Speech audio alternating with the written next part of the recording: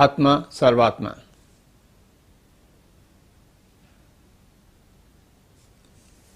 మనము ఐదుగురం, మనం 5 విషయాలం. ఒక పక్కన శరీరము, ఇంకో పక్కన మనస్సు, ఇంకో పక్కన బుద్ధి, ఇంకో పక్కన ఆత్మ, ఇంకో పక్కన సర్వాత్మ.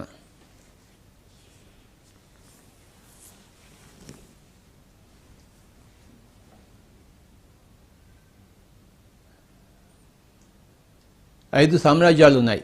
ఖనిజ సామ్రాజ్యము, వృక్ష సామ్రాజ్యము, జంతు సామ్రాజ్యము, మానవ సామ్రాజ్యము, దైవ సామ్రాజ్యం. 5 సామ్రాజ్యాలు ఉన్నాయి. ఖనిజ సామ్రాజ్యం, వృక్ష సామ్రాజ్యం, జంతు సామ్రాజ్యం, మానవ సామ్రాజ్యం.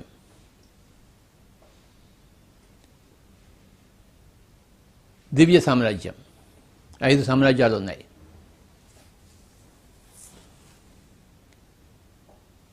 ఖనిజ సామ్రాజ్యంలో శరీరం అంటూ లేదు.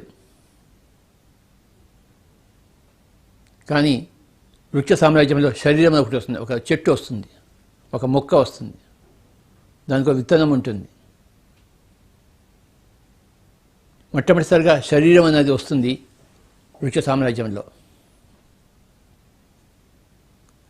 ఆ శరీరం అనేది మరింత ఉద్ధృతమవుతుంది జంతు సామ్రాజ్యంలో.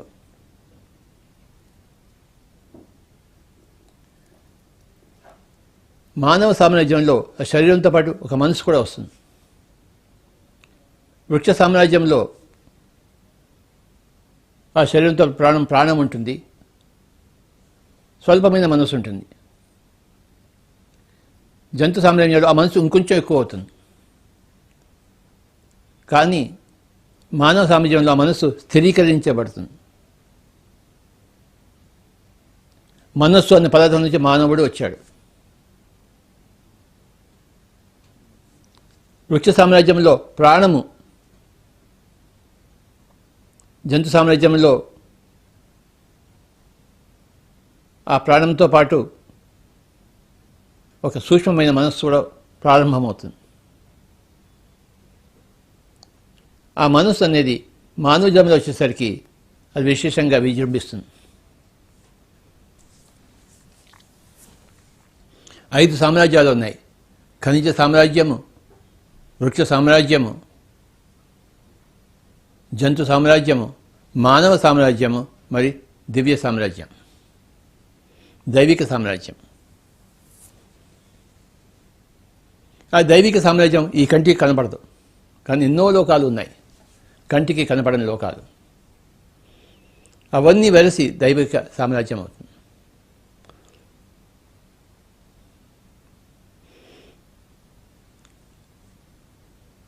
మానవ సామ్రాజ్యం కూడా దైవిక సామ్రాజ్యమే, జంతు సామ్రాజ్యం కూడా దైవిక సామ్రాజ్యమే, వృక్ష సామ్రాజ్యము దైవిక సామ్రాజ్యమే, ఖనిజ సామ్రాజ్యము దైవిక సామ్రాజ్యం. అంత మొత్తంగా వెలసే దైవిక సామ్రాజ్యం. కానీ ఇవన్నీ కూడా కంటికి కనపడే దైవిక సామ్రాజ్యాలు, కంటికి కనపడని దైవిక సామ్రాజ్యాలు ఉన్నాయి.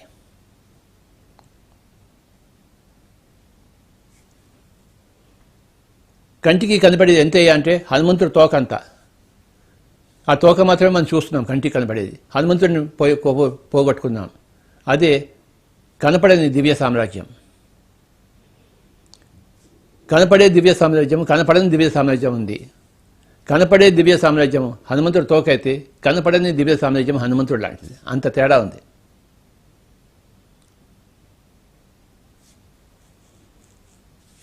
ఆధ్యాత్మికత అంటే ఏంటంటే ఆ కనపడని దివ్య సామ్రాజ్యంలోకి మనం ప్రవేశించడం, దాన్ని ఊహించగలగడం, దాన్ని తెలుసుకోగలగడం, దాన్ని అనుభవించగలగడం.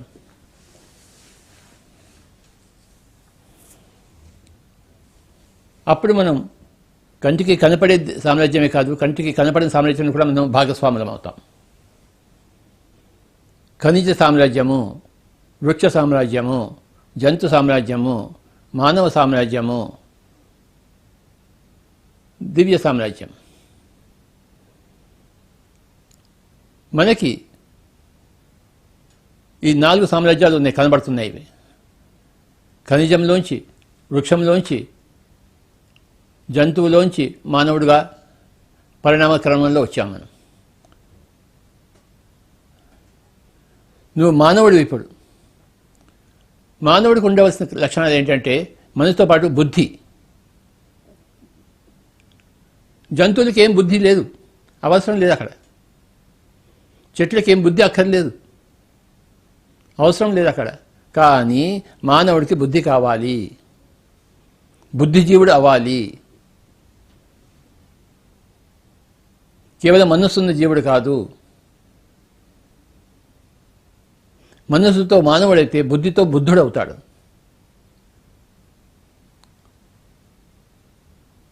మనసులోంచి ఒక బుద్ధి ఉద్భవించాలి. పంకెలములోంచి ఒక పంకజం వచ్చినట్టు ఆ మానవుడిలో బుద్ధి రావాలి.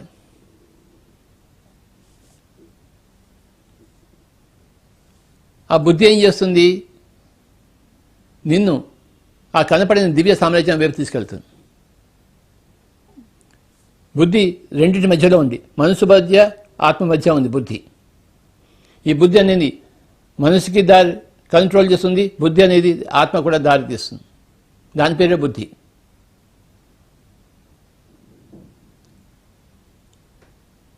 మానవుల్లో బుద్ధిమంతులు ధర్మయుతులుగా ఉంటారు, మానవుల్లో బుద్ధి లేని వాళ్ళు అధర్మయుతులుగా ఉంటారు.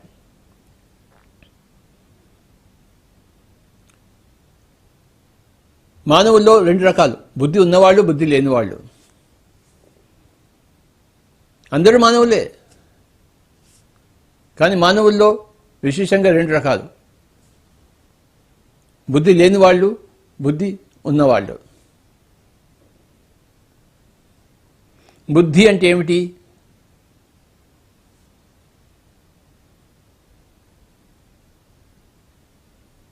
విచక్షణ జ్ఞానం, ఏది ఏదో తెలిపే జ్ఞానం, ఏది మంచి ఏది చెడో చెప్పే జ్ఞానం, ఏది ధర్మమో ఏది అధర్మమో చెప్పే విషయం, పదార్థం.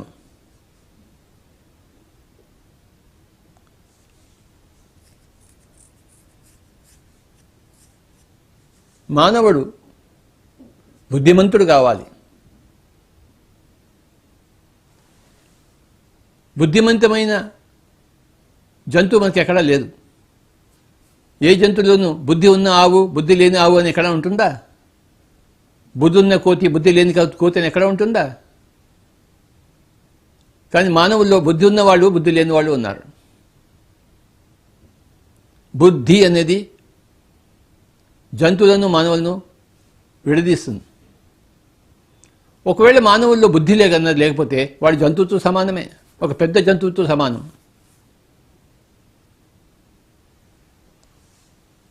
ఒక అభివృద్ధి చెందిన జంతువుతో సమానం.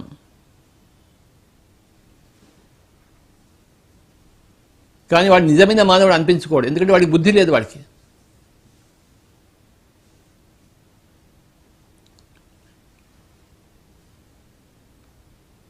బుద్ధి లేని మానవులే రాక్షసులు, బుద్ధి ఉన్న మానవులే దేవతలు.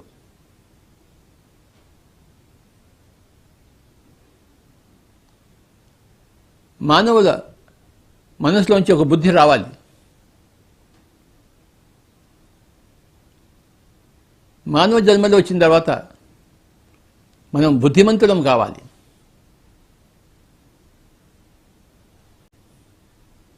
బుద్ధి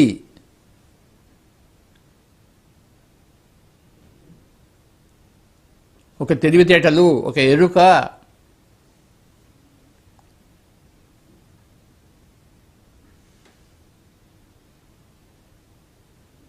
ఒక వివేకము, ఒక విచక్షణ జ్ఞానము,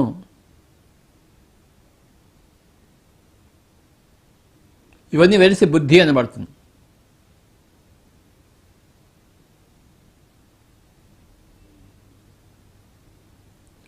ఆ బుద్ధి అనే పదార్థం 100% అయినప్పుడు వాడు బుద్ధుడు అవుతాడు.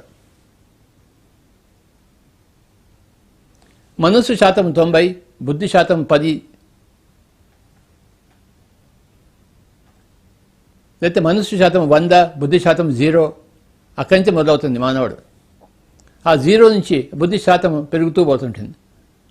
100 0 నుంచి 90 10, 80, 20, 70, 30, 60, 40, మనస్సు 50, బుద్ధి 50, తర్వాత మనస్సు 40, బుద్ధి 60, తర్వాత మనస్సు 30, బుద్ధి 70, మనస్సు 20, బుద్ధి 80, మనస్సు 10, బుద్ధి 90, మనస్సు 0, బుద్ధి 100 అయినప్పుడు బుద్ధుడు అవుతాడు. అంటే గౌతమ బుద్ధుడు అన్నవాడు అక్కడ ఉన్నాడు అన్నమాట.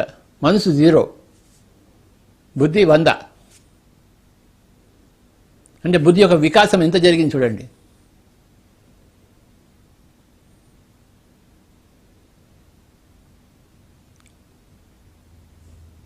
సమయాన్ని వృధా చేస్తున్నప్పుడు మనకి బుద్ధి వికాసం లేదు. మన వనరులను వృధా చేస్తున్నప్పుడు మనకి బుద్ధి లేదు. మన శక్తిని మనం సంకించినప్పుడు మనకి బుద్ధి లేదు. పక్క వాళ్ళ శక్తిని సంకించినప్పుడు మనకి బుద్ధి లేదు.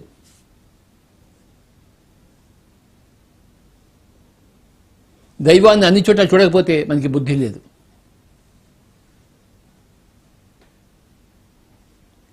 లోక కళ్యాణం కోసం మనం నడుము బిగించకపోతే మనకి బుద్ధి లేదు.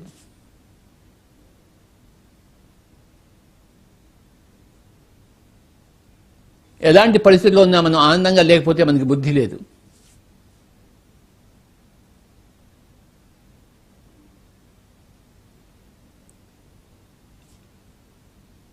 బుద్ధి 100కి 100 పాళ్ళు ఉన్నవాడు మనసును 0 చేస్తేనే బుద్ధి ఎక్కువ అవుతుంది. మనసు విజృంభిస్తే బుద్ధి తక్కువైపోతుంది. మనసు 100 ఉందనుకోండి, బుద్ధి 0 ఉంటుంది. మనసు 90 అయితే బుద్ధి 10 వస్తుంది. అంటే అక్కడ 10% తగ్గినప్పుడు ఇక్కడ 10% ఎక్కువ అవుతుంది అన్నమాట. మనసు 80 అయితే బుద్ధి 20 వస్తుంది. మనసు 70 అయితే బుద్ధి 30 వస్తుంది. బుద్ధి 40 వస్తే మనసు 60 వస్తుంది. బుద్ధి 50 అయితే మనసు కూడా 50కి వస్తుంది. బుద్ధి 60 అయితే మనసు 40కి వస్తుంది. ఇది లెక్క.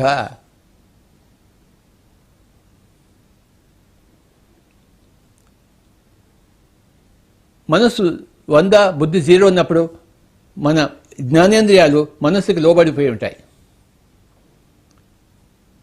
కానీ బుద్ధి 100, మనసు 0 అయినప్పుడు మన జ్ఞానేంద్రియాలు బుద్ధికి లోబడి ఉంటాయి, మనసుకు లోబడవు. ఎందుకంటే మనసు లేదు అక్కడ. అదే మనసును జయించడం అంటే అర్థం.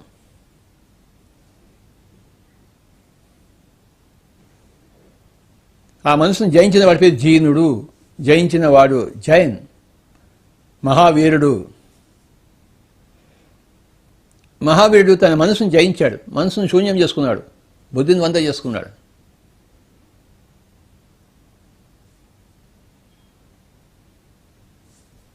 మనస్సు, బుద్ధి, శరీరము, మనస్సు, బుద్ధి, ఆత్మ, సర్వాత్మ. ఈరోజు మనం ఈ బుద్ధి గురించి తెలుసుకుంటున్నాం. ఈ బుద్ధి అంటే ఇటువైపు 2 వేళ్ళు, ఇటువైపు 2 వేళ్ళు మధ్యలో ఉంది. బుద్ధి మధ్యవేలు అంటే ఏంటి? ఎప్పుడు మిడిల్ పాత్లో ఉండడం, మధ్యస్థంగా ఉండడము. ఇటు ఊగకపోవడము, అటు ఊగకపోవడము. ఊగినా మళ్ళీ వెంటనే మధ్యలోకి రావడం. ఊగడం సహజము, కానీ మధ్యలోకి రావడం బుద్ధిమంతుడు. దుఃఖానికి కృంగిపోవడము, సుఖానికి పొంగిపోవడము, మానానికి పొంగిపోవడము, అవమానానికి కృంగిపోవడము, ఇది మానవ లక్షణము. కానీ బుద్ధిమంతుడి లక్షణము దేనికి కృంగిపోడు. ఇటు ఊగడు, అటు ఊగడు. ఎంత అవమానం వచ్చినా సహిస్తాడు. అందులోంచి పాఠాలు నేర్చుకుంటాడు. చిత్తప్రజ్ఞుడు అవుతాడు. వాడు బుద్ధిమంతుడు. ఈ సృష్టి మనకి ఎన్నో ఇస్తుంది, ఎన్నో అవమానాలు ఇస్తుంది. ఎందుకు ఇవ్వదు? అంటే మన బుద్ధిని పెంచడం కోసం, మన బుద్ధిని సక్రమంగా ఉంచుకోవడం కోసం మనకి ఒక చక్కని ఆపర్చునిటీ ఇస్తుందన్నమాట. ప్రతి పరిస్థితుల్లోనూ మనం బుద్ధిమంతుడుగా ఉండాలి. మనసుతోనూ ఉండవచ్చు, లేకపోతే బుద్ధితోనూ ఉండవచ్చు. చాయిస్ మంది.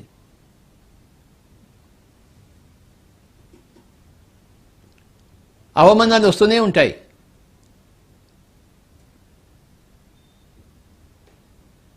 ఒక్క క్షణం కూడా వృధా చేయకూడదు.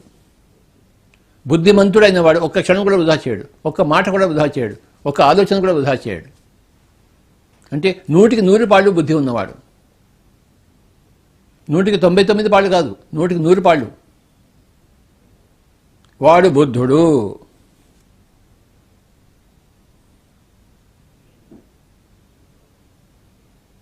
పది శాతం బుద్ధి ఉన్నా బుద్ధి ఉంది, 99% ఉన్నా బుద్ధి ఉంది. కానీ 100% బుద్ధి ఉంటే వాడి పేరు బుద్ధుడు. ఒక్క క్షణం కూడా వృధా చేయడు, ఒక్క మాట కూడా వృధా చేయడు.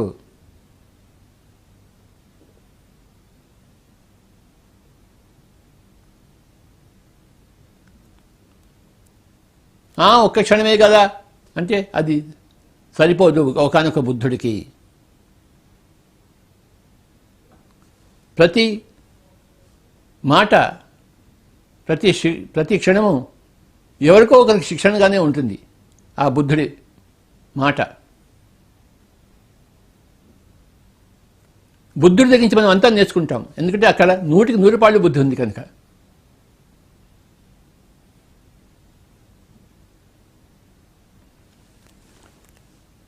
దీన్ని కృష్ణుడు భగవద్గీత ఒక శ్లోకంలో చెప్పాడు.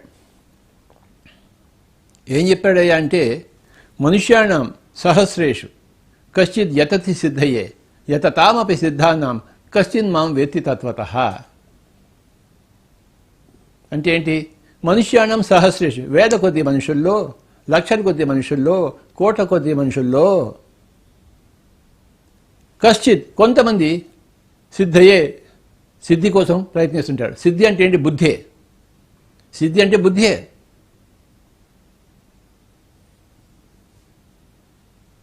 వినాయకుడికి 2 భార్యలు ఉన్నారు. వాళ్ళ భార్యల పేరు సిద్ధి, బుద్ధి.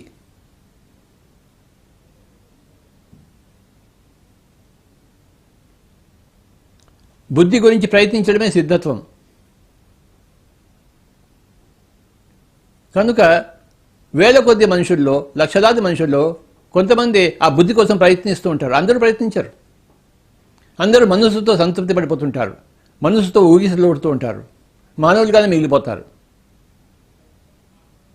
కొంతమంది మటుకు బుద్ధి కోసం ప్రయత్నిస్తుంటారు.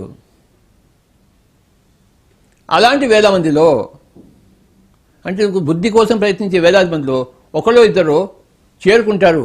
ఎక్కడికి చేరుకుంటారు? బుద్ధి 100%కి.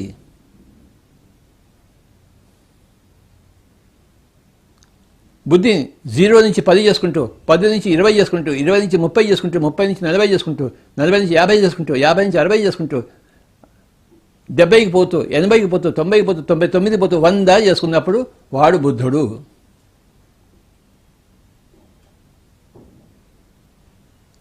మనుష్యాణం సహస్రేషు కశ్చిత్ యతతి సిద్ధయే.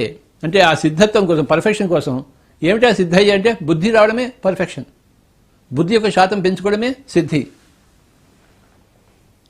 మనుష్యాణం సహస్రేషు, వేల కొద్ది మనుషుల్లో, కశ్చిత్ కొంతమంది, యతతి అంటే ప్రయత్నిస్తారు, సిద్ధయ్య అంటే సిద్ధత్వం కోసం, పర్ఫెక్షన్ కోసం, బుద్ధి కోసము. యతతామపి సిద్ధానం, ఆ బుద్ధి కోసం పనిచేసేవాళ్ళు, బుద్ధి సాధించుకున్న వాళ్ళు అనేక మందిలో ఒకళ్ళు ఇద్దరు 100కి 100% చేరుకుంటారు అని చెప్పాడు. ఎందుకు మనకి బుద్ధుడు ఆరాధ్య దైవం అయ్యాడు? ఆయనకి 100కి 100 పాళ్ళు సంపాదించుకున్నాడు. ఆయన ఎలా సంపాదించుకున్నాడు? దాన్ని లక్ష్యంగా పెట్టుకున్నాడు ఆయన. మనం పెట్టుకున్నామా? ఈరోజు ఇక్కడ పిఎంసి ఆఫీస్లో నేను మాట్లాడడానికి లక్ష్యం పెట్టుకుంటే పరుగున వచ్చాను. ఒక 15 నిమిషాలు లేట్ అయిపోయింది, అయినా కూడా వచ్చాను నేను.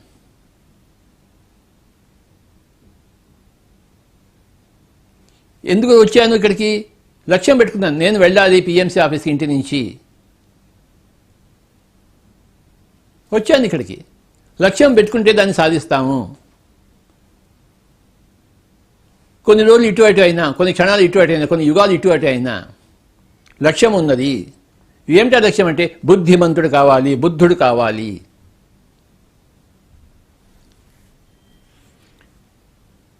మనసు 0 అయినప్పుడే బుద్ధి 100 అవుతుంది.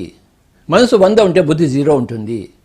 మనసు 90 అయితే బుద్ధి 10 అవుతుంది. మనసు 80 అయితే బుద్ధి 20 అవుతుంది. మనసు 10 అయితే బుద్ధి 90 అవుతుంది, మనసు 0 అయితే బుద్ధి 100 అవుతుంది. అప్పుడు బుద్ధుడు అన్నమాట లెక్క. వాడు బుద్ధుడయ్యాడు, బుద్ధత్వం సాధించాడు. ఆ సిద్ధత్వమే బుద్ధత్వం, ఆ బుద్ధత్వమే సిద్ధత్వం. ఇద్దరు భార్యలు ఉన్నారు గణపతికి, బుద్ధి సిద్ధి, సిద్ధి బుద్ధి రెండు ఒకటే.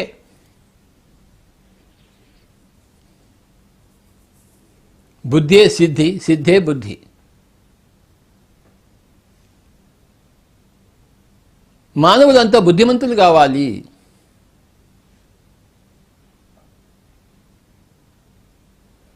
మనసు మీద జయం సాధించాలి. జీనుడు కావాలి, జైనుడు కావాలి, మహావీరుడు కావాలి. అది మహావీరుడు. పక్క వాళ్ళని తుపాకీతో చంపితే, కత్తితో చంపితే, వెన్నుపోటు పొడిస్తే వాడు మానవుడే, బుద్ధిమంతుడు కాదు. ఎవరిని చంపక, తాను చంపక, తనను తాను చంపుకోక, సజీవంగా 100కి 100 పాళ్ళు బుద్ధితో వెలిగేవాడే బుద్ధుడు, మహావీరుడు, యేసు ప్రభువు. ప్రభువు అయ్యాడు. యేసుని మనం ప్రభువు ఎందుకన్నాం? ఆయనకి 100కి 100% సంపాదించుకున్నాడు. ఏమిటి సంపాదించుకున్నాడు? బుద్ధి. ఎన్నో జన్మల కింద నుంచి ఆయన మొదలుపెట్టాడు. ఒక జన్మలో రాదు. చివరి జన్మలో ఒక బుద్ధుడు అవుతాము, ఒక జీసస్ అవుతాము, ఒక శంకరాచార్యం అవుతాము, ఒక మిలారెప అవుతాము. 100% ఉండాలి.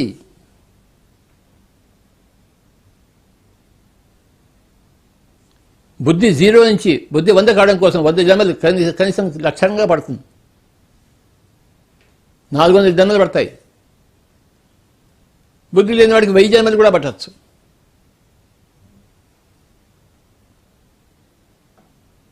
ఎవడి ఇష్టం వాడిది.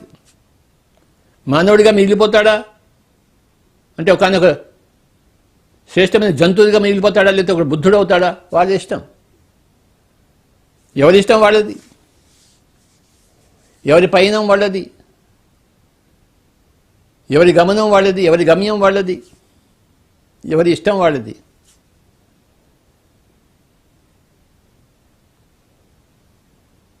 నేను బుద్ధుడిని కావాలనే కోరిక ఉండాలి మనకి. అప్పుడు బుద్ధుడు అవ్వడానికి ప్రయత్నిస్తాం. ఆ ప్రయత్నంలో మన సిద్ధత్వం సంపాదించుకుంటుంటాము. ఏదో ఒక క్షణంలో మన బుద్ధుడు అవుతాం. అంటే 100కి 100% బుద్ధిని సంపాదించుకుంటాం. 100కి 99% బుద్ధి ఉన్నా, అంటే 1% మనస్సు ఉన్నా, అది ఒక ముళ్ళులా గుచ్చుకుంటుంటుంది, బాధను కలిగిస్తుంటుంది. నీకు ఏదైనా విషయం బాధ కలిగించిందంటే నువ్వు ఇంకా మనసులో ఉన్నావు అన్నమాట లెక్కే. అదే నీకు నిరూపణ, ప్రూఫ్. స్వామీజీ నాకు ఎలా తెలుస్తుంది, నా మనసు ఎంత ఉందో, బుద్ధి ఎంత ఉందో, శాతం ఎంత ఉందో ఎలా తెలుస్తుంది స్వామీజీ అంటే, నీకు ఎంత దుఃఖం ఉందో అంత మనసు ఉన్నట్టు లెక్క, ఎంత దుఃఖం లేదో అంత బుద్ధి ఉన్నట్టు లెక్క.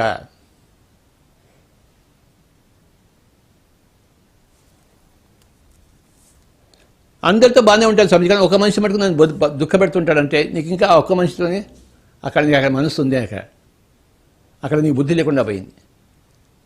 ఏ మనిషి నిన్ను బాధ పెట్టకూడదు, బాధ పెట్టగలగకూడదు, ఏ విషయం నిన్ను బాధ పెట్టగలగకూడదు. అప్పుడు నీ బుద్ధి 100% ఉన్నట్టు అన్నమాట. నీకేదైనా దుఃఖం వచ్చింది అంటే అదే నీకు సూచిక, నీకు ఇంకా మనసు ఉందోయ్, మనసు శాతం ఇంకా ఉందోయ్, మిగిలిపోయిందోయ్, దాన్ని కరిగించాలోయ్ అని మన దుఃఖం మనకి చెప్తుంది. ఆకలి ఏం చెప్తుంది మనకి? ఇంత కడుపులో వెయ్యబోయ్ అని చెప్తుంది ఆకలి. ఆకలి లేకపోతే వేస్తామేంటి? ఆకలి ఏం చెప్తుందంటే మనకి ఒక దిశానిర్దేశం ఇస్తుంది. నువ్వు పోయి ఆ దోశ తిను, ఆ ఇడ్లీ తిను, వడ తిను, ఏదోటి వెయ్యి, నోట్లో వెయ్యి అని చెప్తుంది. అలాగే దుఃఖం ఏం చెప్తుంది? ఇంకా పోయి ధ్యానం చేయబోయ్. నీకు ఇంత దుఃఖం ఉన్నప్పుడు అంత ధ్యానం చేయాలి, కొంత దుఃఖం ఉన్నప్పుడు కొంత ధ్యానం చేయాలి. అసలు దుఃఖమే లేనప్పుడు నువ్వు ధ్యానమే చేయక్కర్లేదు. నీలో ఉన్న దుఃఖం నువ్వెంత ధ్యానం చేయాలో నీకే చెప్తుంది. నీలో ఉన్న ఆకలి నువ్వెంత తినాలో నీకే చెప్తుంది. ఇంకోటి ఎవడో చెప్పక్కర్లేదు.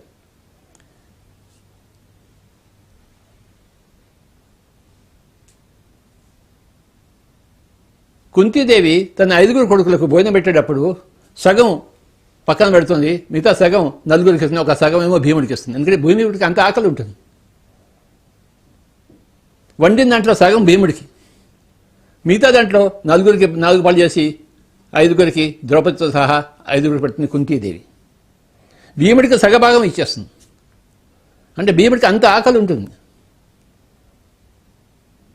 వాడి శరీరం పెద్దది, వాడి ఆకలి పెద్దది, వాడి భోజనము పెద్దదే. ఎంత ఆకలి ఉంటే అంత భోజనం చేస్తాం, ఆకలి లేకపోతే ఎందుకు భోజనం చేస్తాం? అలాగే ఎంత దుఃఖం ఉంటే అంత ధ్యానం చేస్తాము. దుఃఖమే లేకపోతే ధ్యానం ఎందుకు? నా దగ్గరికి వస్తారు, స్వామీజీ మేము దుఃఖం భరించలేకుండా ఉన్నాము, మా కారు యాక్సిడెంట్ అయిపోయింది, మా అమ్మగారు చనిపోయారు, మా నాన్నగారు చనిపోయారు, నా పిల్లలు చనిపోయారు, నేను ఒక్కడే మిగిలిపోయాను, కారులో అందరూ చనిపోయారు స్వామీజీ, యాక్సిడెంట్ అయిపోయింది స్వామీజీ, ఇంకా నా బతుకు ఎందుకు స్వామీజీ, అంత దుఃఖంలోనే ఉన్నాను స్వామీజీ. అంటే 100% దుఃఖంలో ఉన్నాడు. అంటే 100% మనసుతోనే ఉన్నాడు, బుద్ధి లేదు అక్కడ. అంత దుఃఖంలో ఉన్నాడంటే అంత మనసుతో ఉన్నాడు, ఇంత కూడా బుద్ధి లేదని చెప్పేసి. అప్పుడు అలాంటి వాళ్ళకి మనం ఏం చెప్తాము? నిజమైన ఆయన, మీ అమ్మగారు చనిపోయారు, నాన్నగారు చనిపోయారు, మీ పిల్లలు చనిపోయారు, నువ్వు మిగిలిపోయావు, నువ్వు ధ్యానం చేయి. ఇంకా నువ్వు ఎంత దుఃఖంలో ఉన్నావో అంత ధ్యానం చేయి, అంత బుద్ధిని సంపాదించుకో, అంత బుద్ధిమంతుడుగా. నువ్వు ధ్యానం చేయలేదనుకో అలా మానవుడిగానే మిగిలిపోతావు, మనసుతోనే ఉండిపోతావు. మనసు తగ్గాలి, బుద్ధి పెరగాలి. మనస్సు అనేది పంకిలము, బుద్ధి అనేది పంకజము. పంకిలంలో పంకజము, మానవత్వంలో బుద్ధత్వము, దైవత్వము.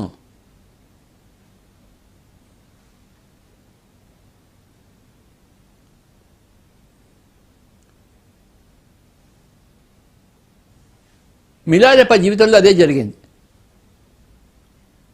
ఆయన బంధువులు వీళ్ళ ఆస్తులంతా లాగేసుకున్నారు.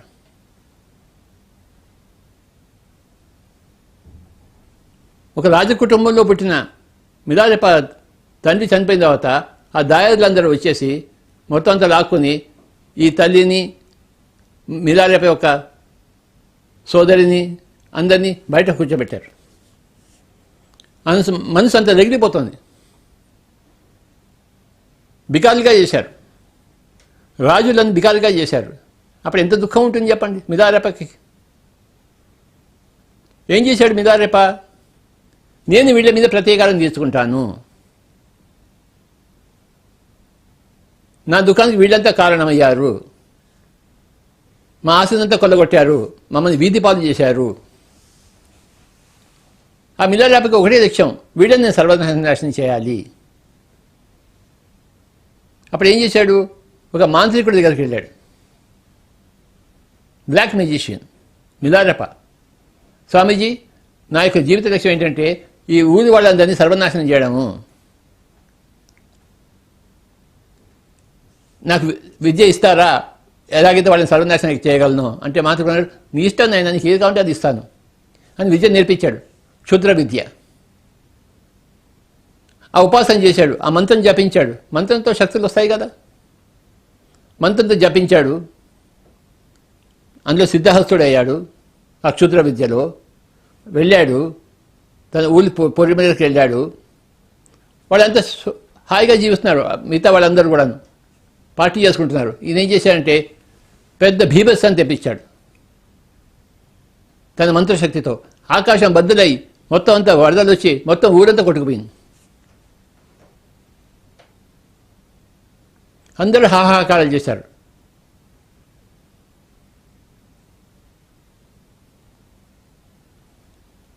ఆ ఊరిలో కొట్టుపడంలో వీడి తల్లి, వీడి సోదరు కూడా పోయారు. అంటే తనకు మిగిలి లేకుండా పోయారు, ఊళ్ళో వాళ్ళంతా పోయారు. అదంతా చూశాడు. ఇంక నేనేం సాధించినట్లు లెక్క.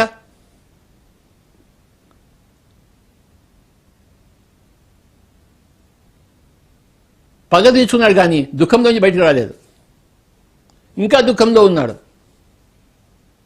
ఏమిటి ఇన్ని పాపాలు చేశానా అని చెప్పేసి ఆ మిలారెప మళ్ళీ బయలుదేరాడు ఒక సద్గురువుని వెతుక్కుంటూ. ఆ మిలారెప అప్పుడు ఒక ఆయన దొరికాడు, మార్పా అనే అతను దొరికాడు. స్వామీజీ, నేను క్షుద్ర విద్యను అభ్యసించాను, ఎన్నో పాపాలు చేశాను, నా మనసుకి సుఖం లేకుండా పోయింది, అల్లల్లాడుతుంది నా మనస్సు. ఆ ప్రతీకారం తీసుకుంటే ఏ ఆనందం అనుభవిస్తాను అనుకున్న ఆనందం లేకుండా అయిపోయింది, శూన్యం అయిపోయింది, ఉన్నది కూడా పోయింది నాకు. మీరే నన్ను రక్షించాలి, మీరే నాకు ముక్తి మార్గం చూపించాలి, మిమ్మల్ని వెతుకుంటూ వచ్చాను అన్నాడు. ఓకే నాయన దా అని మార్పా చెప్పారు మిలారెపన్. సరే కానీ నువ్వు మంచి స్థితిలో వచ్చావు, నాకు ఒక గుడి కట్టాలి, అక్కడ గుడి కడతావా అన్నాడు.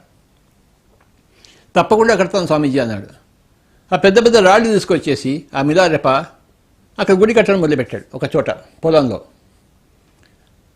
ఆ గుడి పూర్తి అయ్యేసరికి మిలారెప వచ్చాడు మార్పా దగ్గరికి. స్వామీజీ మీరు చెప్పిన పని చేశాను, గుడి పూర్తయింది. అవునా, సరే ఆ గుడిని విరక్కొట్టు అన్నాడు. గురువు చెప్పింది చేయాలి కదా.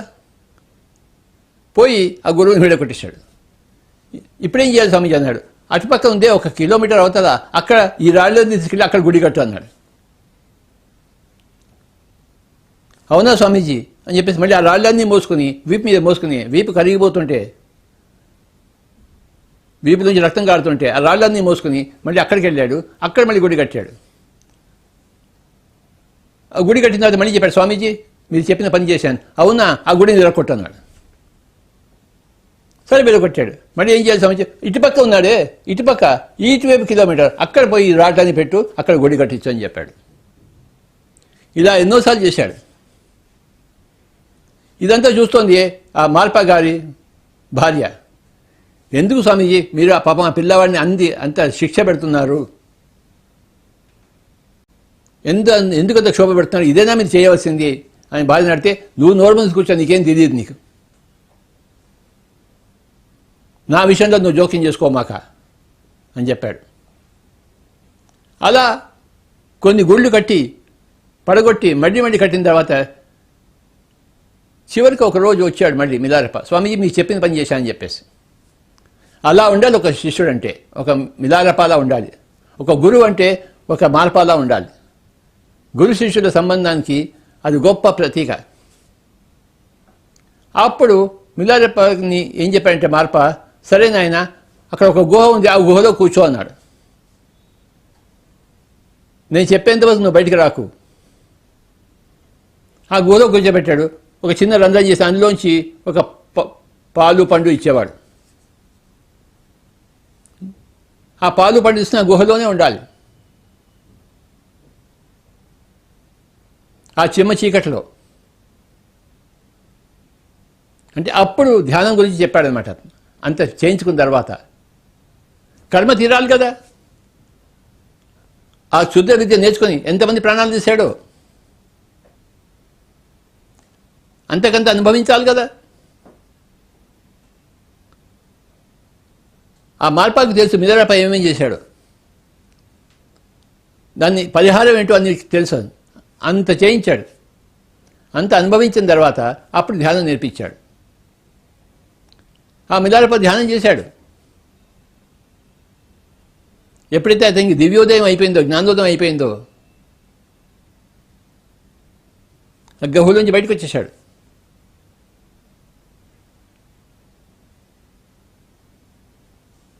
తన ప్రాంతానికి వెళ్ళిపోయాడు. అక్కడ అందరికీ ధ్యానం చెప్పడం మొదలుపెట్టాడు.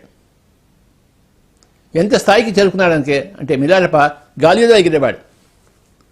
ఆ చుట్టుపక్కల ప్రజలంతా గాలిలో అలా మిలారెప పోవడం చూశాడు, హనుమంతుడిలాగా. ఆయన ఏం తినేవాడంటే ఆ పర్వతాల మీద ఉండే నాచు ఉంటుంది, నాచుని తినేవాడు. ఆయన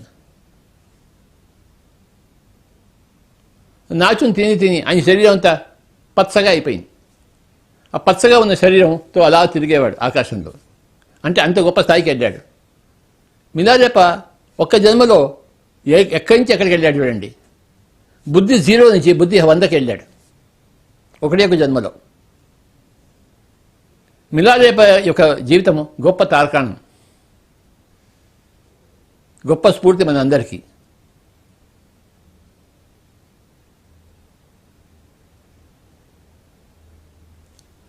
బుద్ధి 0 నుంచి బుద్ధి 100 తీసుకున్నాడు అంటే క్షుద్ర విద్య అందరిని చంపడం, తన మంత్రశక్తితో ఊరినంతా సర్వనాశనం చేయడం. అది బుద్ధి 0 కాకపోతే ఇంకేంటది? అరే బాబా, అపకారికి ఉపకారం చేయాలి, అది బుద్ధి. అపకారికి అపకారం చేసేవాడు బుద్ధి లేనివాడు. అపకారికి ఉపకారం చేయాలి.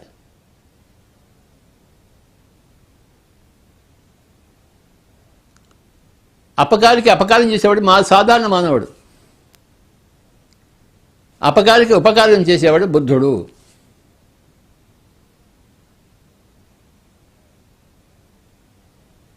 అపకారం ఎవరైనా నీకు చేశాడంటే వాడు దేంతో చేస్తున్నాడు? వాడి మనసుతో వాడు చేస్తున్నాడు. వాడికి మళ్ళీ నువ్వు అపకారం ఇస్తే నీ మనసు కూడా అందులోనే ఉంది. తేడా ఏముంది? వాడికి నీకు తేడా ఏముంది? అపకారికి అపకారం చేస్తే వాడికి నీకు ఏం తేడా ఉంది? అపకారికి నువ్వు ఉపకారం చేసావనుకో, అప్పుడు వాడికి నీకు తేడా ఉంది. అంటే వాడు మానవుడు, నువ్వు బుద్ధుడు అయ్యావు. నిరంతర ఉపకారమే, ఎక్కడా అపకారం అనేది లేదు.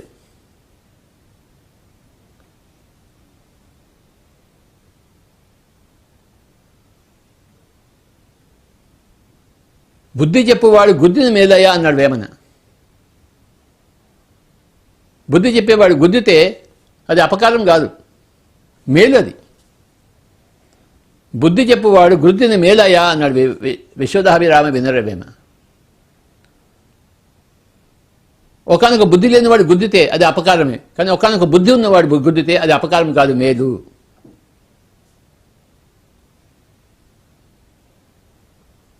బ్రహ్మజ్ఞానికి బ్రహ్మహత్యాపాతకం లేదన్నాడు ఇందుకోసమే. బ్రహ్మజ్ఞానికి బ్రహ్మహత్యాపాతకం లేదు. బుద్ధి ఉన్నవాడు గురుదిన మేలయ.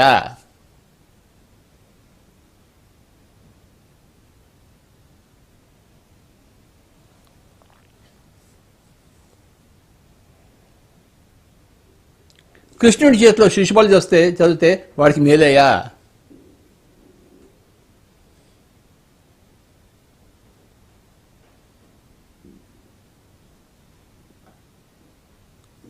మై డియర్ ఫ్రెండ్స్, 5 వేళ్ళు ఉన్నాయి: శరీరము, మనస్సు, బుద్ధి, ఆత్మ, సర్వాత్మ.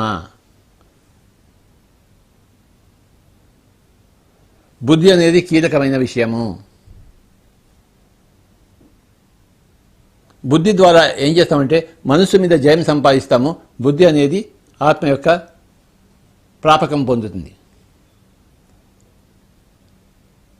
బుద్ధి 100 అయినప్పుడు మనం ఆత్మగా మిగులుతాము, రాజిల్లుతాము.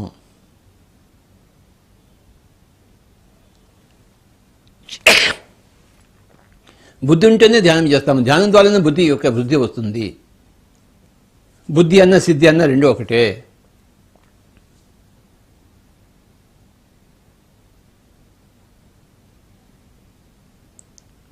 ప్రతి విషయంలోనూ మన బుద్ధి కావాలి. తినే విషయంలో, మాట్లాడే విషయంలో, చూసే విషయంలో, సంచరించే విషయంలో, కలిసిమెలిసి ఉండే విషయంలో, సమయం వృధా చేయకుండా ఉండే విషయంలో, ఒక్క క్షణం కూడా వృధా చేయకూడదు.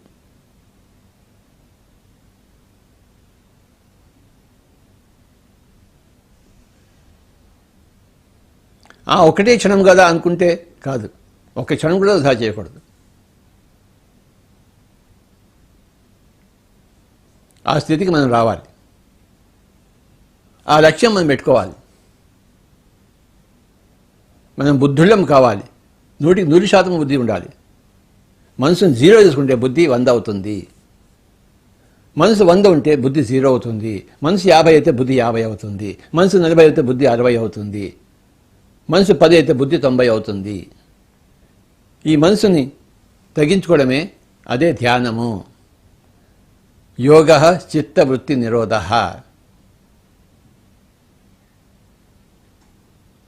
అందుకే అందరికీ ధ్యానం అవసరము. ఎందుకయ్యా ధ్యానం అవసరం అంటే తలకనొప్పి పోవడానికి, క్యాన్సర్ పోవడానికి కాదు, నువ్వు బుద్ధిని సంపాదించుకోవడం కోసము,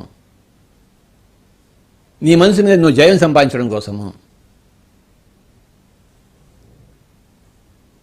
నువ్వు బుద్ధి దిశలో పయనం సాగించడం కోసము, బుద్ధిమంతుడు కావడం కోసము.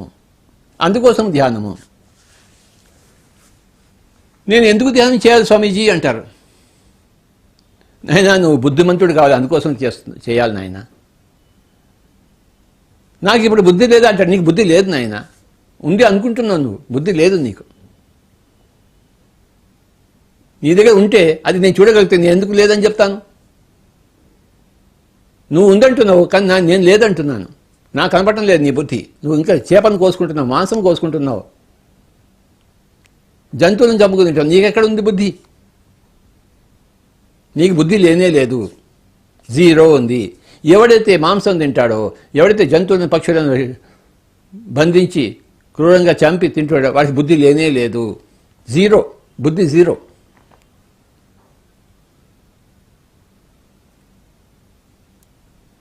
నీకే బుద్ధి ఉంటే ఆ జంతువుని ఎందుకు చంపుతావు? వంకాయ తింటావు, ఆలుగడ్డ తింటావు, అంతేకాని జంతువుని తినవు, ఆ మేకని కోడిని తినవు. నువ్వు తింటున్నావు అంటే నీకు బుద్ధి లేదన్నమాట, జీరో. అదే లెక్క, అంతకన్నా వేరే లెక్క నాకు అక్కర్లేదు.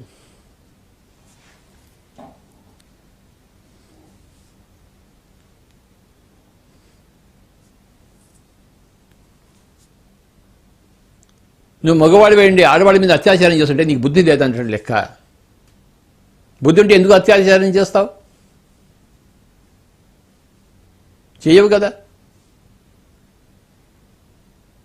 జంతువులను పీక్కు తింటున్నావు, మగవాడు కాబట్టి ఆడని పీక్కు తింటున్నావు, ఆడవాళ్ళని. పిల్లలు నీ ప్రాపర్టీ అనుకుంటున్నావు. ఏది నీకు బుద్ధి లేదు. నీకు చెట్లను నడుగుతున్నావు అనవసరంగా.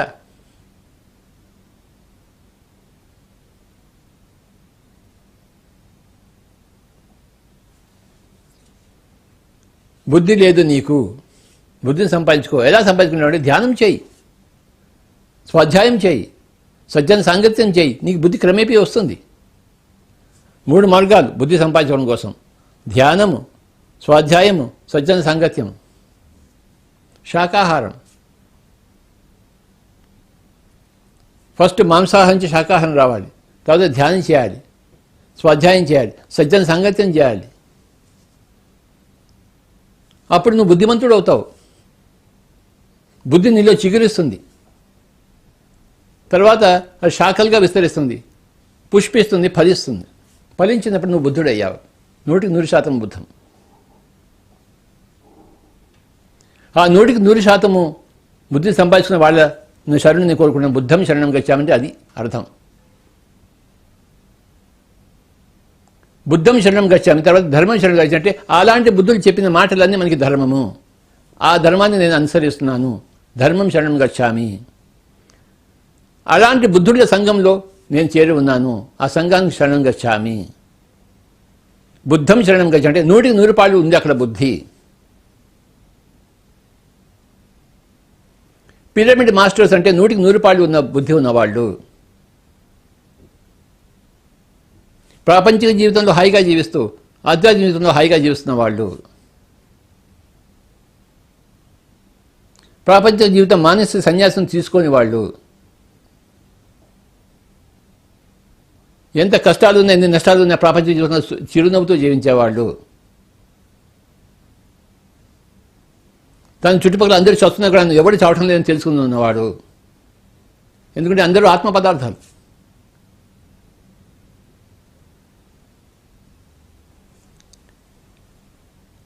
ఇసుమంతా కూడా దుఃఖం లేని వాళ్ళే పిరమిడ్ మాస్టర్స్.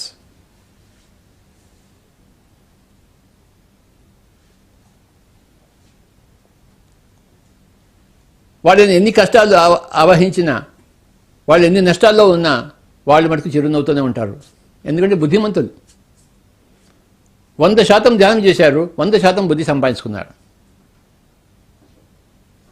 10% ధ్యానం చేస్తే 10% బుద్ధి వస్తుంది, 20% ధ్యానం చేస్తే 20% బుద్ధి వస్తుంది, 100% ధ్యానం చేస్తే 100% బుద్ధి వస్తుంది.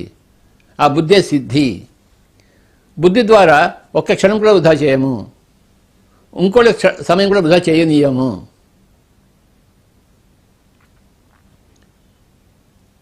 ఇంకోళ్ళ వృధా మాటలను మనం మాట్లాడనీయము. మనం వృధా మాటలు మాట్లాడము. మనం బుద్ధుడిగా అయిన తర్వాత అందరినీ బుద్ధుడిగా చేస్తాం మనం. అదే మన ప్రయత్నం, అదే మన ఆనందం, ఒక బుద్ధుడి యొక్క ఆనందం.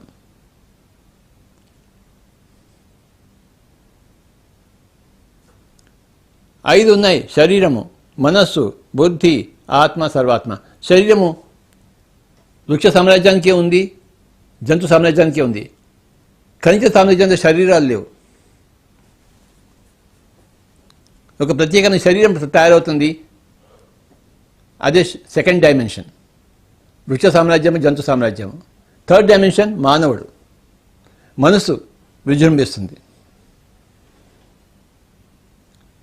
మనసు పరిపరి విధాలు పోతుంటుంది. 10 తలకాయలుగా ఉంటుంది మనసు. ఒక తలకాయ కాదు, 10 తలకాయల రావణాసురుడు, అసురుడు. ఆ మనసు అనేది అసురత్వం, బుద్ధి అనేది సురత్వం. మానవ సామ్రాజ్యంలో అసురులు, సురులు. మెల్లిమెల్లిగా అసురత్వం పోయి సురత్వం వస్తూ ఉంటుంది. ఎన్నో జన్మలు పడుతుంది. కేవలం మనసుతో జీవించేవాళ్ళు అసురులు, బుద్ధితో జీవించేవాళ్ళు సురులు. ఈ సురులకి అసురులకి ఎప్పుడు కొట్లాటలు ఉంటూనే ఉంటాయి, రాక్షసులకి దేవతలకి. అదే మన పురాణాలు చదువుతున్నాం. ఎన్నోసార్లు రాక్షసులు దేవతలను తరిమి కొట్టారు, ఎన్నోసార్లు దేవతలు రాక్షసులను తరిమి కొట్టారు. అది సాగుతూనే ఉంది. అది సృష్టిలో అనాదిగా అనంతంగా సాగుతూనే ఉంటుంది.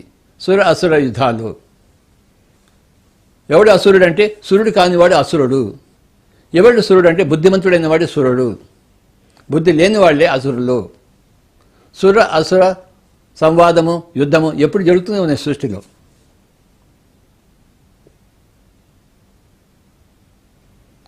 మనసు 100% ఉన్నవాడు అసురుడు, బుద్ధి 100% ఉన్నవాడు సురుడు, బుద్ధుడు. బుద్ధి అధిక శాతం ఉన్నవాళ్ళంతా సురులు. బుద్ధి 100% ఉంటే వాడు బుద్ధుడయ్యాడు, పరమాత్ముడయ్యాడు. పరమాత్ముడు హయ్యెస్ట్ లెవెల్ సోల్. 5 రకాల మనుషులు ఉన్నారు: మూర్ఖాత్ముడు, దుష్టాత్ముడు, శుభాత్ముడు, మహాత్ముడు, పరమాత్ముడు. ఎవరైతే బుద్ధిని 100% తీసుకున్న వాళ్ళు పరమాత్ములు అయ్యారు. భగవాన్ బుద్ధ అన్నాం, భగవాన్ మహావీర అన్నాం, భగవాన్ ఓషో అన్నాం. ఓషోని చంపేశారు, దయానంద సరస్వతిని చంపేశారు, జీసస్ ప్రభుని చంపేశారు. ఎందుకు చంపరు? అసురులంతా చేరి సురులను చంపేస్తారు.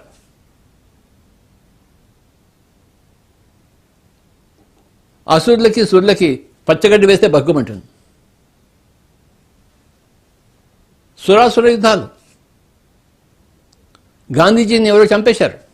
ఎందుకు చంపాడు?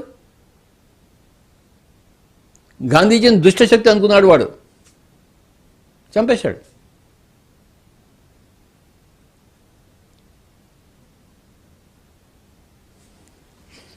ఐదు రకాల మనుషులు ఉన్నారు. మూర్ఖాత్ముడు అంటే కేవలం శరీరం నేనే అనుకున్నవాడు. దుష్టాత్ముడు మనసులో విజృంభించాడు. శుభాత్ముడు బుద్ధిని వికసింపజేసుకునేవాడు. మహాత్ముడు బుద్ధి 100% దగ్గరగా అయిపోయాడు.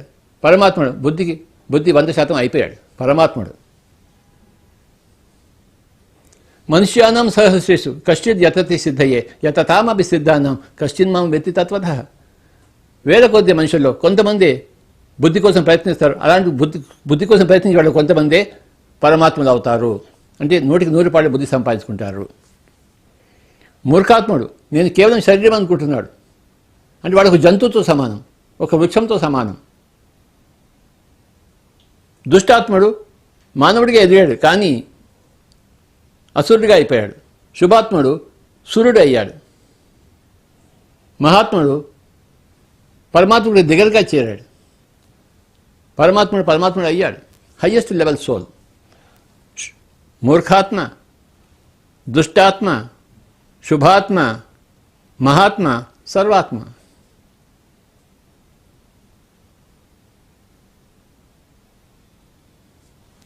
గాంధీజీ గారు మహాత్ముడైన తర్వాత మళ్ళీ 1953లో ఇంకో జన్మ తీసుకున్నాడు. ఇంకో జన్మలో వాకింగ్ అయ్యాడు ఆయన. మళ్ళీ మన మెంగళూరులో, కర్ణాటక రాష్ట్రంలో మెంగళూరులో ఒక దగ్గర అజ్జా అని చెప్పేసి ఒక మహాత్ముడుగా పెట్టి ఆయన అంతా ధ్యానమే చేశాడు.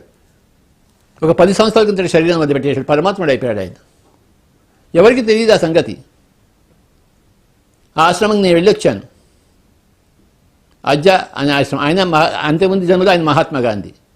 మహాత్మా గాంధీ మహాత్ముడు అయ్యాడు. ఈ జన్మలో పరమాత్ముడు అయ్యాడు. నువ్వు ఎవరికి తెలియక్కర్లే పరమాత్ముడు అయినప్పుడు.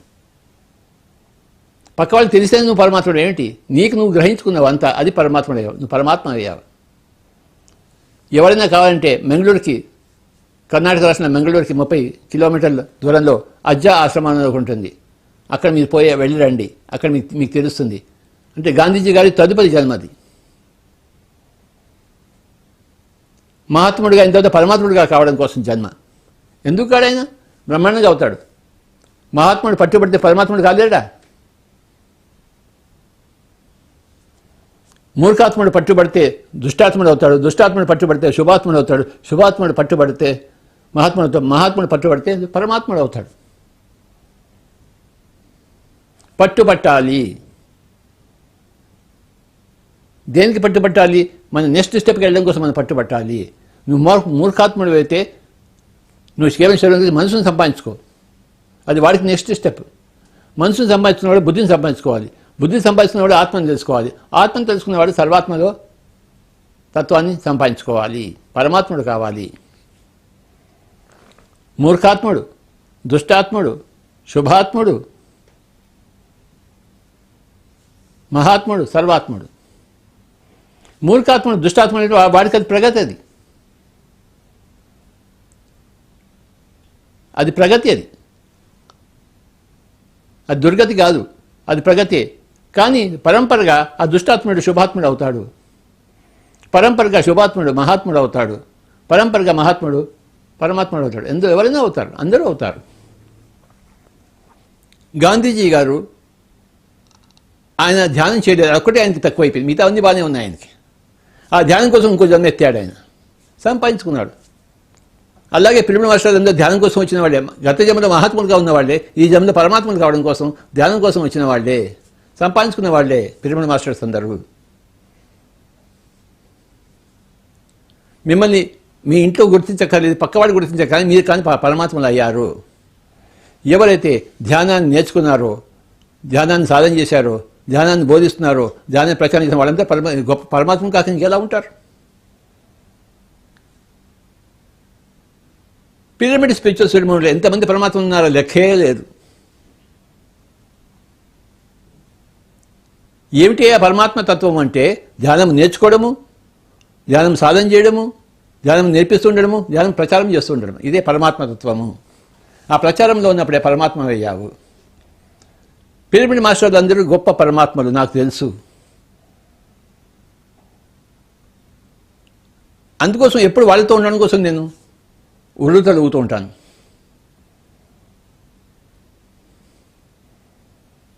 నేను ఒక పరమాత్మని అయ్యాను, నాకు తోటి పరమాత్మలు అందరూ కావాలి. నా సంఘం నాకు కావాలి కదా, నా పరివారం నాకు కావాలి, నా కుటుంబం నాకు కావాలి కదా. ఎవరి కుటుంబం ఎవరికి అక్కర్లేదు, అందరి కుటుంబాలు అందరికి కావాలి. నాది పరమాత్మల కుటుంబం.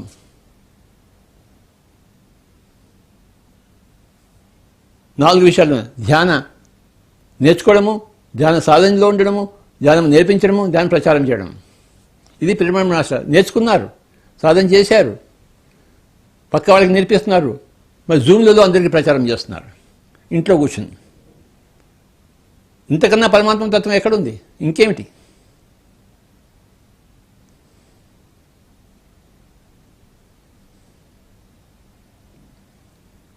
పరమాత్మలైన పిరమిడ్ మాస్టర్స్ అందరికీ నమస్కారాలు చేస్తూ, 100% బుద్ధిత్వంతో ఉన్న విరాజిస్తున్న పిరమిడ్ మాస్టర్స్ నమస్కారం చేసుకుంటూ, ఆ మార్గంలో ఉన్న మిగతా పిరమిడ్ మాస్టర్స్ అందరికీ నమస్కారాలు చేస్తూ, మనసు 100 ఉండి కూడాను ఇప్పుడు వచ్చే జన్మలో అందరూ మరి మనసు తగ్గించుకుంటూ బుద్ధులుగా అయ్యే వాళ్ళందరికీ నమస్కారాలు పెట్టుకుంటూ, మూర్ఖాత్ములుగా ఉన్న వాళ్ళు దుష్టాత్ములు కూడా కావాలని నమస్కరించుకుంటూ, అందరి ప్రగతి కావాలని నమస్కరించుకుంటూ, బుద్ధి అనే మధ్యవేలు, మిడిల్ పాత్, సంసారం శరీరంతో మనసుతో ఉండడం అంటే సంసారము, ఆత్మతో సర్వాత్మ ఉండడం నిర్వాణము. ఈ బుద్ధి అనేది 2 చోట్ల ఉండాలి. బుద్ధి అనేది మధ్య మార్గము, మిడిల్ పాత్. ఏంటా మిడిల్ పాత్ అంటే? ఇటు మనసుతో అటు శరీరంతోనూ ఉంటాము, ఇటు ఆత్మతో సర్వాత్మతో కూడా ఉంటాము. దాని పేరు బుద్ధి. ఇటువైపు 2 వేళ్ళు, ఇటువైపు 2 వేళ్ళు, మధ్య వేలు బుద్ధి. అన్నిటికన్నా పొడుగ్గా ఉండే వేలు బుద్ధి. శరీరంతోనూ ఉంటాం, ఒకనొక వృక్షంలో ఒకనొక జంతువులా ఉంటాము, మనసుతో ఉంటాము, ఒకనొక మానవుడిగా ఉంటాము, మరి ఆత్మగా ఉంటాము, ఒకనొక సూర్యుడిగా ఉంటాము, మరి సర్వాత్మతో ఉంటాము, ఒకనొక పరమాత్మగా ఉంటాం. మై డియర్ ఫ్రెండ్స్,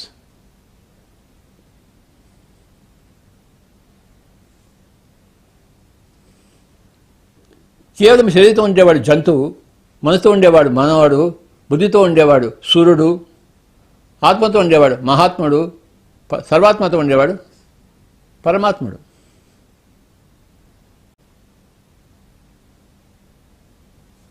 ధ్యానం అనేది ముఖ్యము, అందరికీ కావాల్సింది. ధ్యానం ద్వారానే సకల సమస్యలు పరిష్కరించబడతాయి. శరీరం యొక్క సమస్యలు, మనసు యొక్క సమస్యలు, బుద్ధి యొక్క సమస్యలు, ఆత్మ యొక్క సమస్య, ఆత్మకి సమస్యమే ఉండదు. శరీరానికి, మనసుకి, బుద్ధికి సమస్యలు ఉంటాయి, ఆత్మకి సమస్యలు ఉండవు, సమస్య రహితం. ఇంకా సర్వాత్మ సంగతి చెప్పాలా? సృష్టికర్త పరమాత్మగా అయినవాడు సృష్టికి ప్రతి సృష్టి చేస్తుంటాడు, పిరమిడ్ కడుతూ ఉంటాడు. అంతకుముందు అక్కడ పిరమిడ్, ఇప్పుడు పిరమిడ్ కడుతున్నారు. ఎవరు కడతారో ప్రతి సృష్టి ఎలా జరుగుతుంది? పరమాత్మ అయ్యాడు, పరమాత్మ ద్వారానే ప్రతి సృష్టి జరుగుతుంది.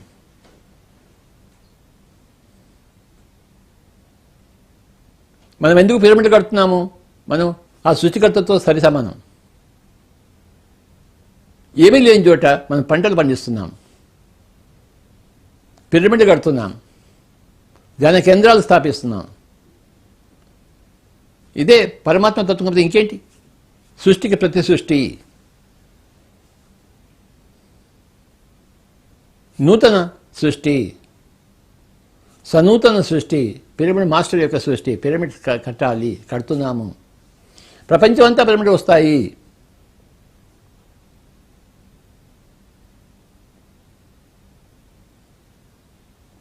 పిరమిడ్ మాస్టర్లు అందుకు నమస్కారం చేస్తూ ఒక 5 నిమిషాలు ధ్యానం చేద్దాం. హాయిగా కూర్చున్నాం. మానవులందరూ, అసురులుగా ఉన్న మానవులందరూ సురులు కావాలని మనం కోరుకుంటూ, సంకల్పిస్తూ, సురులుగా ఉన్న వాళ్ళందరూ మహాత్ములు కావాలని, మహాత్ములుగా ఉన్న వాళ్ళంతా పరమాత్మలు కావాలని మనం కోరుకుంటూ,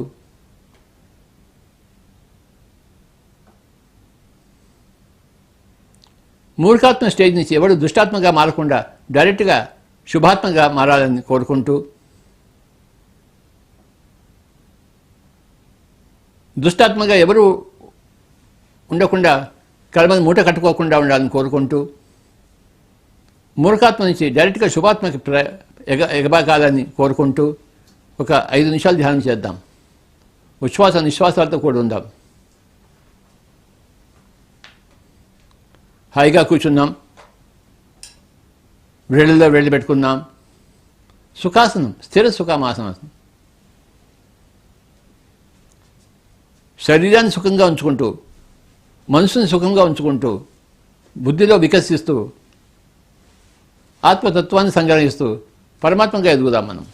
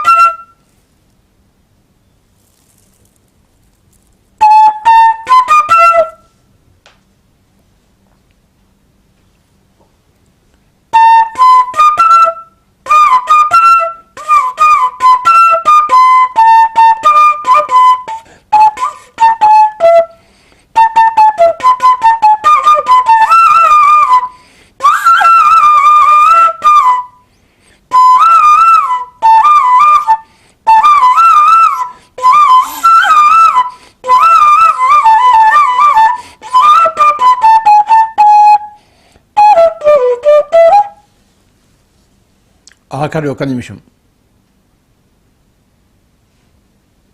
be with your breath.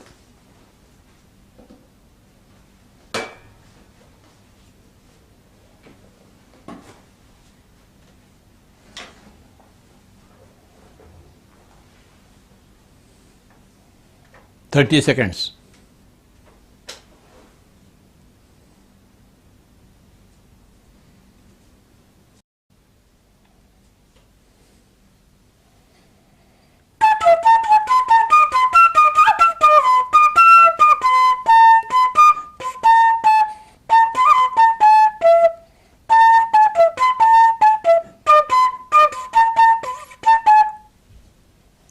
Ten seconds.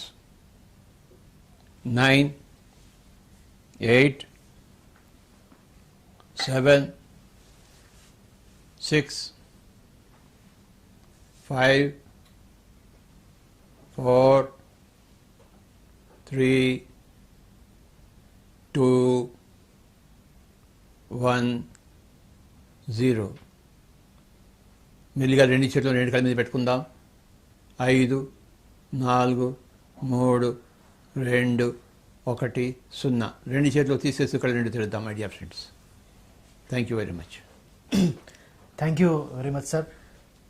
మనం ఈ లాక్డౌన్ సమయంలో లాక్డౌన్ తర్వాత కూడా రెగ్యులర్గా పత్రిజీ ద్వారా ఎంతో అద్భుతమైన సందేశాలు తీసుకుంటూ వస్తున్నాం. నిజంగా పత్రి సార్ ఎప్పుడూ ఈ మధ్యకాలంలో ఈయనన్ని క్లాసులు కానీ అన్ని సబ్జెక్టులు కానీ మనకు రెగ్యులర్గా అందిస్తూ వస్తున్నారు. కాబట్టి పిఎంసి ప్రేక్షకుల తరపున, పిఎంసి స్టూడియో తరపున, పిఎంసి డైరెక్టర్ల తరపున పత్రి సార్కి కృతజ్ఞతలు తెలుపుకుంటున్నాను. అలాగే ఇప్పుడు ఆన్లైన్లో డిజిటల్ సమ్మిట్స్ అని, తర్వాత DDY అని, తర్వాత ఆన్లైన్లో రెగ్యులర్ ధ్యానం క్లాసులు, 40 డేస్ క్లాసులు, అలా రకరకాలుగా ధ్యాన ప్రచారం ఎంతో విస్తృతంగా జరుగుతూ వస్తుంది. ఒకవైపు బెంగళూరు నుంచి PCS గారు పిరమిడ్ వ్యాలీ యూట్యూబ్ ఛానల్లో ఎంతో అద్భుతమైన కార్యక్రమాలు నిర్వహిస్తూ వస్తున్నారు. ఒకవైపు అమెరికాలో పత్రిజీ గారి చిన్న కూతురు పరిమళ గారు PMC గ్లోబల్ ద్వారా ఎన్నో అద్భుతమైన కార్యక్రమాలు నిర్వహిస్తూ వస్తున్నారు. అలాగే PMC కాన్పూర్ వాళ్ళు, UP వాళ్ళు ఎంతో అద్భుతమైన కార్యక్రమాలు జూమ్లో నిర్వహిస్తూ వస్తున్నారు.